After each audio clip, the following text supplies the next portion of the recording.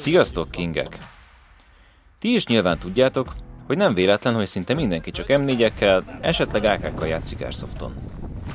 Ennek a fő oka az, hogy ezeken a fegyvertípusokon kívül nagyon kevés megfizethető áru, elfogadható minőségű replika típus létezik. Biztos sokan egyetértetek velem, ha azt mondom, hogy különösen fájó pont, hogy szinte semmilyen normális második világháborús AEG nincs a piacon. Nyilván ez is az egyik fő oka annak, hogy nem nagyon látunk itthon történelmi csatákat.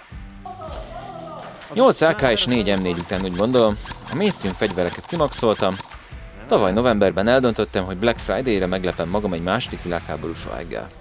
Sokáig vaciláltam az SNT PPS-41 és az AGM MP-40 között, végül az utóbbira esett a választásom, szimplán azért, mert kevesebb, mint fele annyiba került. Nem kellett csalódnom. Ez a fegyver tényleg elképesztően rossz.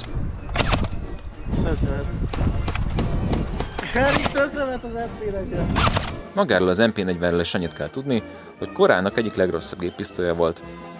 Pontatlan volt, alacsony tűzgyorsasága, megbízhatatlansága és kicsi tárkapacitása miatt a németek sem igazán szerették. Nem véletlen, hogy egy csomó keleti fronton készült fotón és inkább PPS-41-es géppisztolya láthatod a tengelyhatalmak katonáit, ami viszont olyannyira népszerű volt, hogy jó néhányat át is alakított a német hadipar 7,62x25 helyett 9x19 Luger lőszerre. A kínai AGM gyártó pont azt hozta, mint vártam tőle, egy eleve rossz fegyver még rosszabb replikáját. A fegyver maxra tekert hopáppal, 28-as BLS BB-vel, kis rásegítéssel alig lő 30 méterre, már ha egyáltalán lő, mert még az se biztos. Többször előfordult az is, hogy a játék közben egyszerűen a fegyver megadta magát, és sem egyes lövésben, sem sorozatban nem volt hajlandó tovább dolgozni. Külön van. Megnézed? A pisztát még haladok. Hát skacok. Én lehet, hogy nem fogok tudni nektek támogatást adni. Most dobatni tudok. Az úgynevezett full fame replika valójában nagyrészt silány minőségű műanyagból van, egyedül a cső és a tus van fémből. A tus annyira lötyög, hogy nem is érdemes egyáltalán használni. Persze tudom, ez tökre autentikus, az eredeti MP40-en is egy csomó műanyag vagy bakelit rész volt, a tus azon is használhatatlan, aztán jó, ha 50 méteren pontos. Nem is ez volt a legnagyobb baj, hanem az, hogy tényleg néha lő, néha nem, a harci helyzetben ez pedig egy kicsit problémás dolog tud lenni.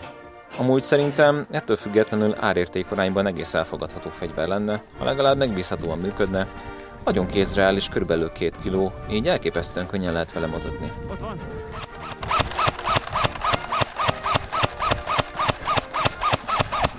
Így szerencsére az sem volt túl megerőltető, hogy lényegében egész nap rohangálnom kellett a pályán, mint a mérgezett egér, hogy minél közelebb tudjak kerülni az ellenfélhez.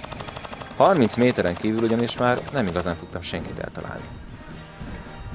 Szóval ja, nem véletlen, hogy nem nagyon látsz gírdó operátorokat MP40-essel rohangálni. Egyébként a nyitójáték, ahol először megfuttattam ezt a fegyót, nagyon jó volt. Szentendrén voltunk, ami, hogy is mondjam, nem éppen a kedvenc pályám. Ez főleg azért van, mert a laktanya területén legalább 3 vállalkozás osztozott, így van egy csomó lezárt rész.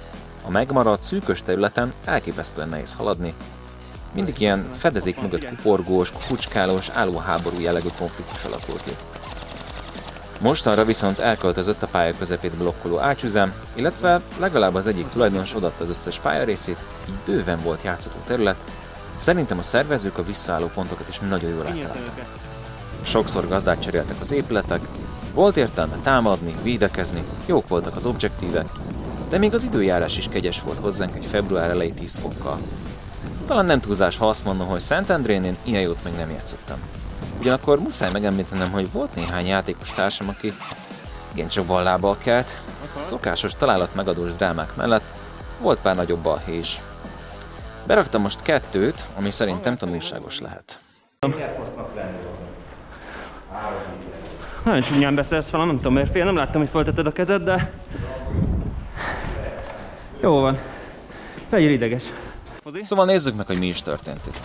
Támadtunk a srácokkal egy épületet, kaptam fedezőtüzet, aztán berásoltam. Sikerült a srácot hátba varnom, ő meg azt állította, hogy fenn volt a kezem meg minden. Azért mert ellenséged vagyok.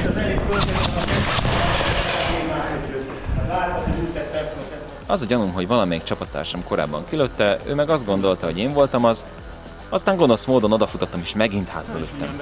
De ez nem így történt. Beléptem mit sem sejtve egy ellenség által birtokolt épületbe, háttal, fegyverrel a kezében bandukolt.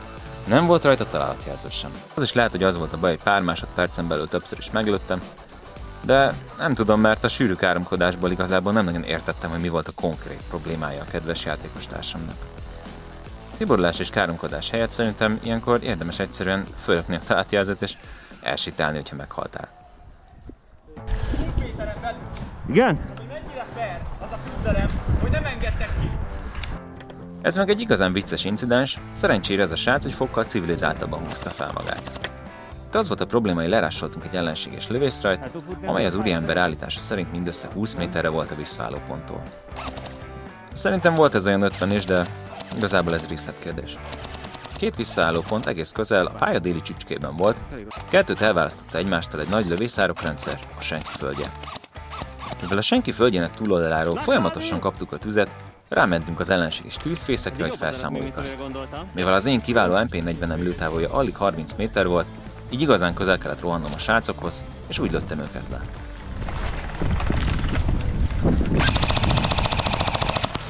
Megvolt!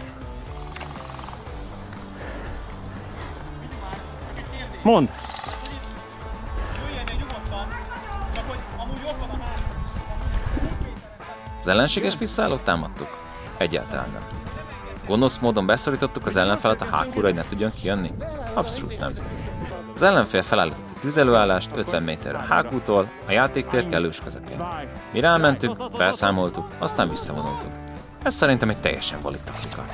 Legalább ez a srác amúgy jó arc volt, nem bazd meg volt, meg nem anyázott, a kezdeti kiborulás után csak simán szólt a szervezőnek, hogy nem tetszett neki valami.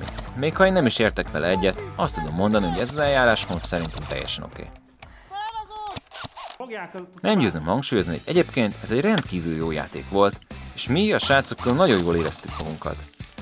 Nagy tanulság szerintem, hogyha megoldható, ezt a Szentendrei pályát érdemes minél nagyobb területen birtokba venni, mert így lehet tényleg kiemelkedően jó játékokat is szervezni ezen a mapon. AGM MP40-et viszont ne vegyetek, mert ez tényleg egy, igencsak rossz replika, viszont remélem, hogy egyszer majd eljön az a nap, hogy a jóisten megáld majd minket egy használható második világháborús Airsoft replika szériával. Ha tetszett ez a videó, dobj egy lájkot és iratkozz fel a csatornánkra. Rendszeresen jelentkezünk játékbeszámolók mellett tutorial jellegű tartalmakkal is. Hamarosan dropolunk egy videót arról, hogy milyen kezdő Airsoft replikákat érdemes megvenni. Tartsatok velünk a jövőben is!